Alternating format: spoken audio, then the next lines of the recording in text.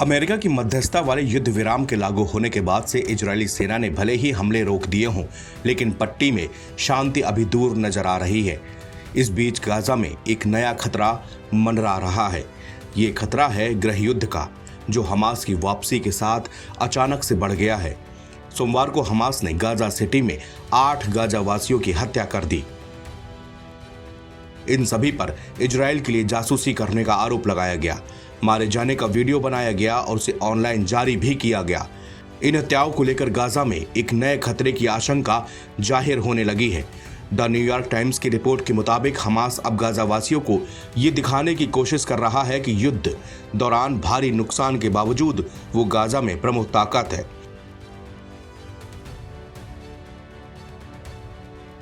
Qatar स्थित एक फिलिस्तीनी विश्लेषक तामेर करमोत ने कहा कि हमास एक संदेश भेज रहा है कि हम यहां अभी भी मौजूद हैं, हम अभी भी गाजा में सत्ता पर काबिज हैं।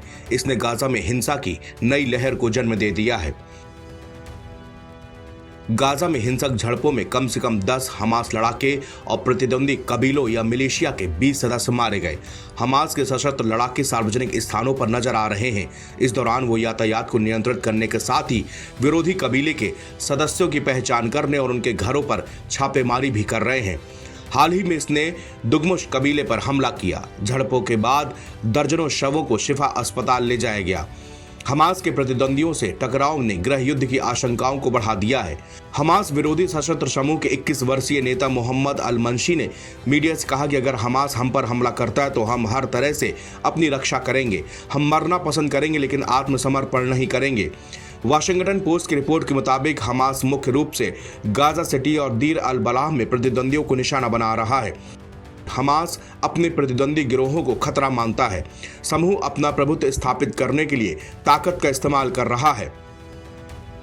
फिलिस्तीनी समाज में सदियों से पारिवारिक कबीले मौजूद रहे हैं। हाल के दशकों में ये कबीले फिलिस्तीनी राजनीति में अहम भूमिका निभाने लगे। दरअसल ये कबीले गाजा के विभिन्न हिस्सों में फैले पारिवारिक समूह हैं। इनमें सबसे बड़े और सबसे ज्यादा हथियारों से लैस कबीलों में एक गाजा सिटी में दुगमुश कबीला है, जिसका मुखिया मुमताज दुगमुश है।